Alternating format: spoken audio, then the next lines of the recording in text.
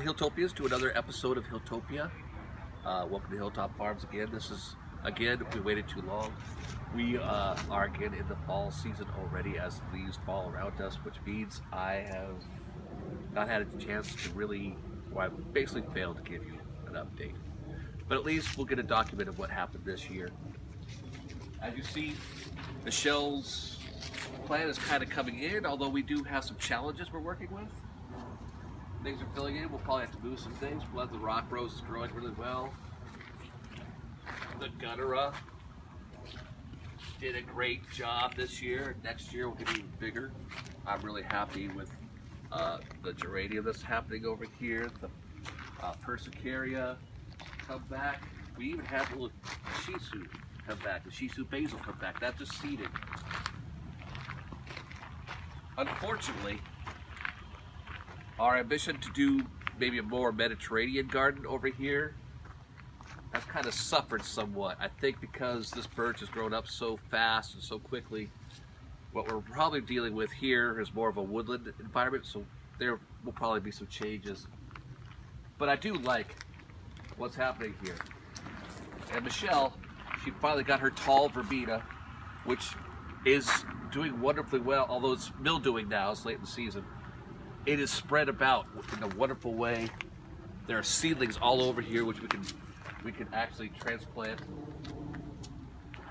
And that's basically just what's happened in the front yard. What we really focused on this year was making a small space that was a disaster zone into something different. And we'll get to that eventually.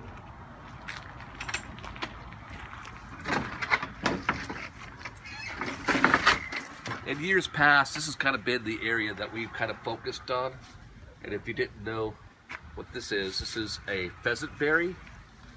I think I've shown you in past episodes what that is and so forth. And it's beautiful, I love it. This one's self-seeded here, and unfortunately, it's probably going to have to go. Obviously, it's in the way, and I hate removing something like this.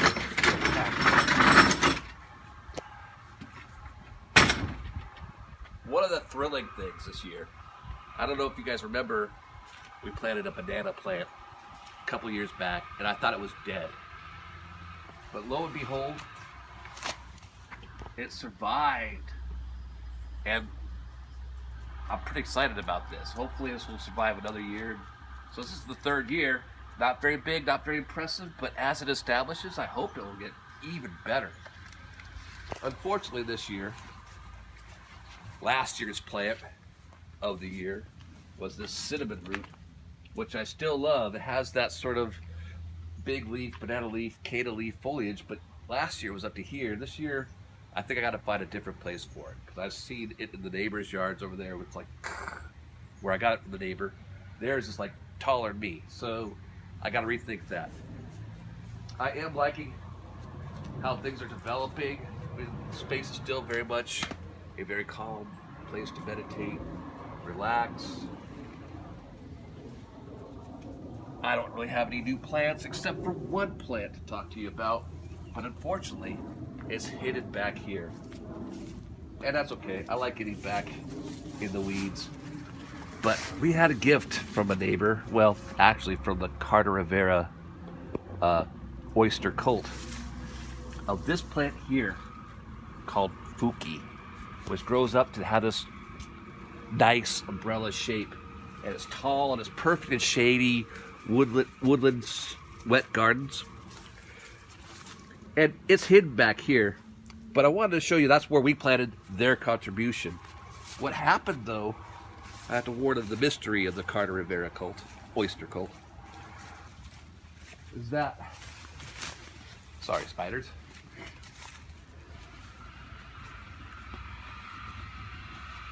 I don't know how they did this, but in a pot that we had planted with this palm a year ago, all of a sudden this Fuki popped up all of its own out of the potting soil we put in here. So I'm not sure how that happened, but look at these big leaves. These are amazing. And if you let them go, they'll kind of inhabit a big area.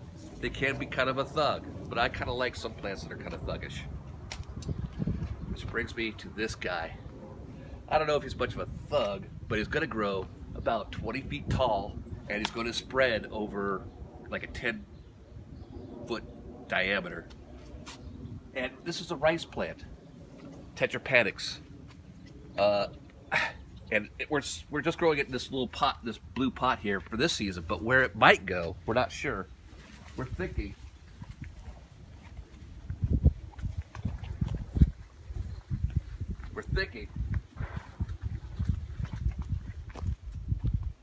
maybe over there.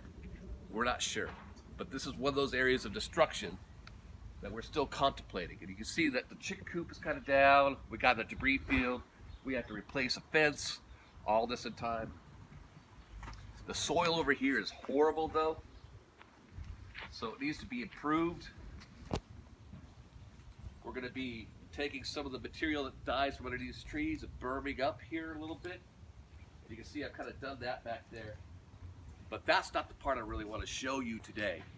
The part I want to show you today is Enchanted April. And we decided to plant another gunner right here. We're not so sure if that's the final place it's going to be, but we'll see. But this is what we did. We tried to create a dry garden. That kind of resembles the movie, or has the feeling of Enchanted April, which is Michelle's favorite movie. If you don't know Michelle, she's my wife. And a very talented and intelligent person, flamenco dancer. And we're doing everything on a budget. So all this concrete came from our old sidewalk that we tore up. And we like this sort of old materials, something that makes it seem like it's been here forever. I think it's coming along so far really well. The big expense that we really did this year, we did not buy a lot of plants. A lot of things were just work or transplanting things. But these agaves, about 35 bucks at Home Depot, and we can winter them over if the soil drains enough and we keep it frost protected. So this thing will grow and grow and grow and be a major feature here. But that's kind of the update of the year so far. I hope if you have a space in your backyard that's a disaster, the one thing I would say that might help you address it if you've been avoiding it is plant something that you care about there.